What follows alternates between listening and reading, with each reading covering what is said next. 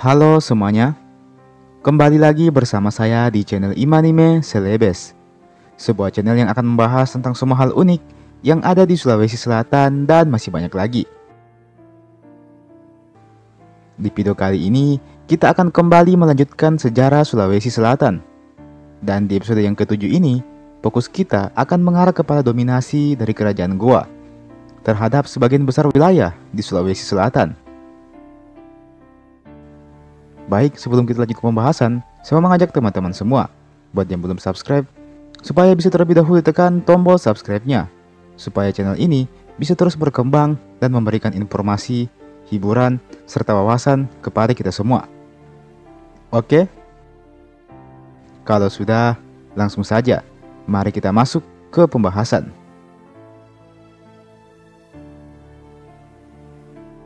Secara umum, para sejarawan lokal banyak yang mempercayai bahwa adanya pembaharuan yang terjadi di seluruh struktur pemerintahan Goa di abad ke-16 adalah kunci dari berhasilnya Kerajaan Goa mengalahkan saingan-saingannya di semenanjung Sulawesi Selatan.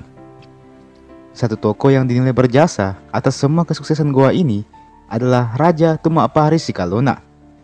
Namun, selain beliau, ada juga sosok lain yang namanya amat berpengaruh.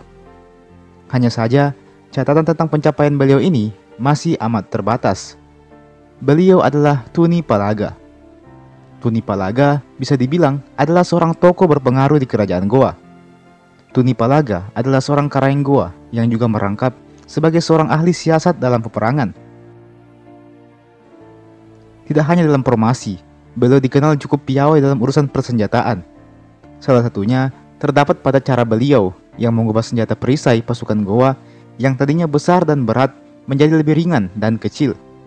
Selain itu, tombak prajurit yang lumayan panjang dibuatnya jadi lebih pendek. Hal-hal semacam ini mungkin terkesan simpel, namun hal-hal semacam inilah yang membuat manuver pasukan Goa jadi lebih cepat dan efisien, sehingga berujung pada kemenangan Goa dalam peperangan. Daerah-daerah seperti Supa, Sawito, dan pelabuhan Bacu Kiki berhasil menjadi milik Goa. Sebelumnya, wilayah-wilayah tersebut berada dalam kekuasaan Kerajaan Siang, yang mana belakangan ini Kerajaan Siang kemudian menjadi salah satu wilayah taklukan Goa. Satu wilayah strategis yang ditaklukkan oleh Goa adalah pelabuhan Bacu Kiki. Bagaimana tidak, namanya pelabuhan pasti akan jadi tempat datangnya para pedagang, yang tentu akan berimbas pada majunya perekonomian di Goa. Tidak hanya itu, pelabuhan Bacu Kiki awalnya banyak ditinggali oleh para pedagang asal Melayu. Keberadaan mereka tak luput dari perhatian Goa. Mereka pun kemudian dibawa ke Makassar untuk kemudian diberikan tempat untuk tinggal di sana. Alasannya adalah karena orang-orang Melayu ini punya pengalaman sebagai seorang pedagang internasional. Tentu, mereka adalah aset yang penting bagi kerajaan Goa. Orang-orang Melayu ini sejatinya tidaklah melakukan perlawanan yang berarti.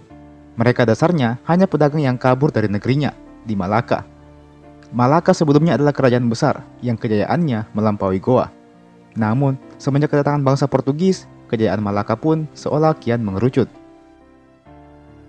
Berkat itu, banyak pedagang yang melarikan diri, mencari tempat yang aman untuk berdagang. Salah satunya di semenanjung wilayah Sulawesi Selatan.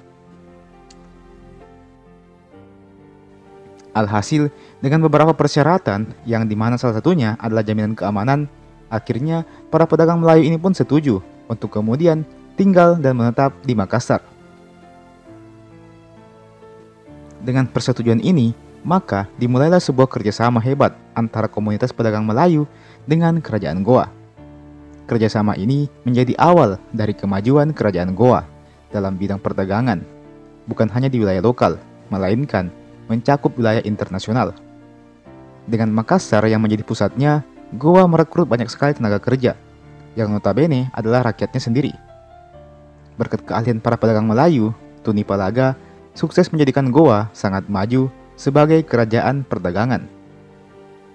Di satu sisi, kerajaan Goa juga tidak pernah mengabaikan pesaing-pesaingnya, baik dari wilayah luar maupun wilayah di dekatnya. Satu nama yang kian berkembang walaupun tidak sepesat Goa, namun perkembangannya berhasil membuat kerajaan Goa mengalihkan perhatian kepada kerajaan tersebut. Kerajaan tersebut bernama Bone. kerajaan yang belakangan ini mulai menunjukkan tajinya. Maka persaingan Bone dan Goa pun langsung dimulai kala itu. Baik dalam urusan perdagangan hingga merambat ke urusan wilayah, tak ayal menjadikan dua kekuatan besar ini selalu terlibat dalam peperangan. Pada satu masa, kerajaan Goa berhasil mendapatkan sebagian wilayah kerajaan Bone. Keberhasilan itu tak lepas dari beberapa pengkhianatan yang dilakukan oleh para pembesar Bone, yang nampaknya terhasut dengan rayuan Tuni Palaga. Kesuksesan ini tak membuat Goa berpuas diri. Dengan bantuan Luwu, Sopeng, dan juga Sidendreng, Goa kembali menyerang Bone. Namun sayang, Bone bukanlah lawan sepele. Tuni Palaga pun harus dipukul mundur kala itu, yang pada akhirnya Karaeng Goa ini juga mengalami luka yang cukup parah. Sakit yang dialaminya ini kemudian merenggut nyawanya. Nyatanya, kekalahan Goa ini tidak menjatuhkan semangat para pembesar Goa. Ditunjuklah seorang Karaeng berikutnya. Beliau bernama Tuni Batta. Tuni Batta tidak mengambil waktu lama. Dia langsung mengerahkan para pasukannya untuk kembali maju dan menyerang Bone. Namun sayang, lagi dan lagi kerajaan Bone menunjukkan kekuasaannya, menunjukkan keperkasaannya, dan berhasil mengeksekusi Karaeng Tuni Batta. Kemenangan Bone ini tidak lepas dari sosok pemimpinnya yang bernama La Tenri Rawe. Berkat kemenangan ini pula, kerajaan Goa dipaksa untuk menandatangani perjanjian yang bernama Caleppa. Sebuah perjanjian yang menjadikan Bone mengambil alih beberapa wilayah di kerajaan Goa. Perjanjian ini dikenal dalam kronik Goa dengan sebutan Perjanjian di Utara Bone, yang mana perjanjian ini kemudian diterima dan ditandatangani oleh Karaeng Tallo, yang juga menjabat sebagai Perdana Menteri Goa, serta Karaeng Goa yang baru-baru saja terpilih, yang bernama Tuni Jallo.